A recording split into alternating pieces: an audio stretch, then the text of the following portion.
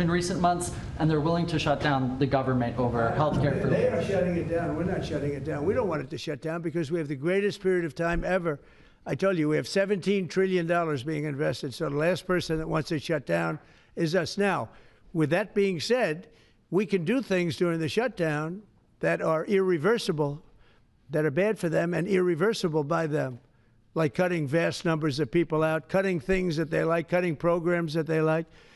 And you all know Russell Vought. He's become very popular recently because he can trim the budget to a level that you couldn't do any other way. So they're taking a risk by having a shutdown because of the shutdown, we can do things medically and other ways, including benefits.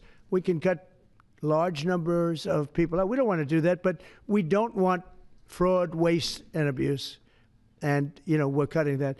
But they want to have illegal aliens come into our country and get massive health care at the cost to everybody else, and we don't have it. And that's I would say, the number one reason that they want to strike is to get illegal immigrants health care. And, Gavin Newsom wants that, too, in California, and it's destroying California. We can't have that. We're not going to let it happen.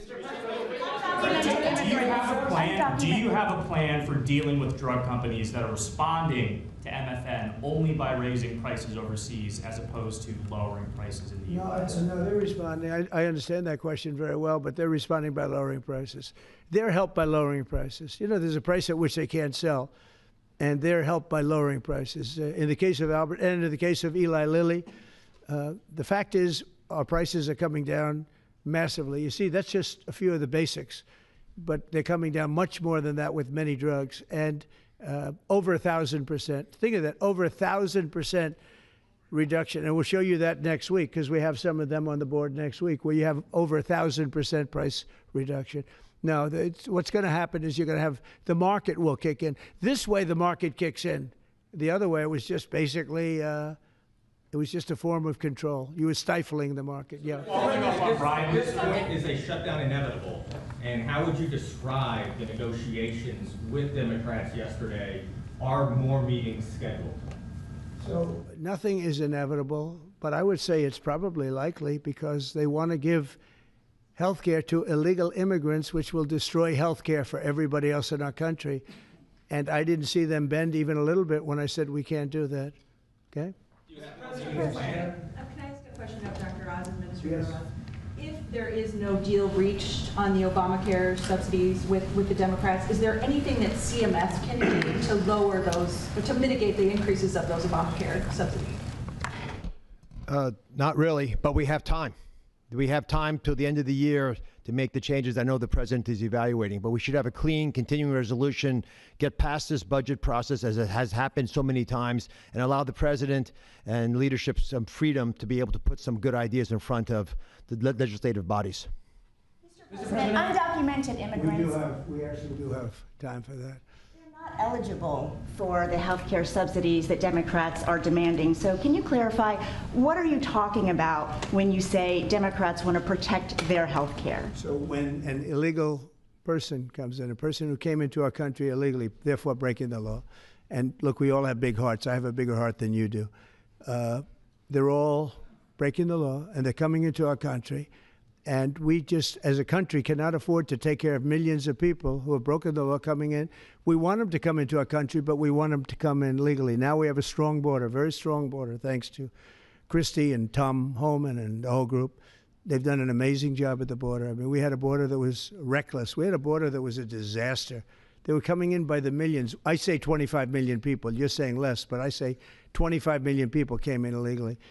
And no system can take care of the health care of all of those people that came in. Now, a lot of them have gone out. We have over 11,000 murderers. We got many of them out. Many of those people have been taken out of the country, brought back to where they came from. In some cases, put in prison because they're so dangerous. We don't want to take them out. We have to watch them. We don't want them coming back. But if you look at what's happened in Washington, D.C. right now, it is such a place. I just drove through it. And it's clean and nice and beautiful, and people are walking around and they're not afraid of being mugged. We haven't had murders. We haven't had anything happen in a long time. It took us 12 days to make it very good. It took us 20 days to make it beautiful. and now we're going to Memphis. But I think we should always keep a presence here, because if we don't keep a presence, it's going to come back never like it was, because we got rid of 1,700 career criminals. You know what that is? One career criminal can give you a lousy reputation for danger, because they commit many crimes a day in some cases. But Washington, D.C. is an unbelievable example of what can happen. And now we're going, as you know, to Memphis, which was very similar to Washington, very dangerous. And we're there, and we're working along very well with the governor, the mayor.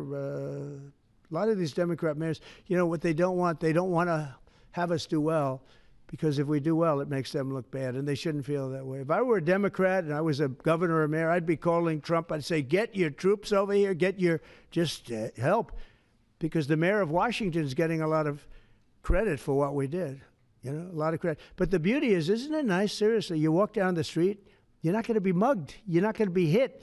We had a meeting about 3-4 months ago, and I was saying to the media, how many of you people have been threatened or mugged or accosted during your walk to the White House?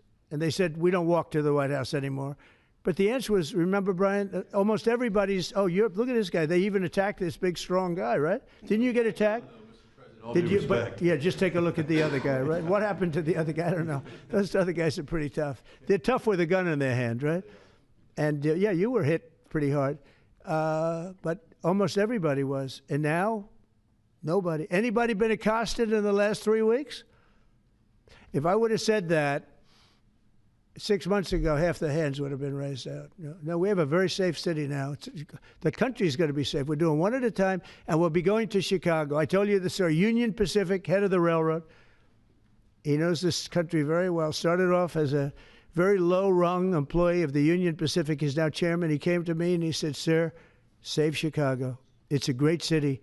It's going down fast. They had 11 people killed over the last couple of weeks. 11 people killed, 48 shot.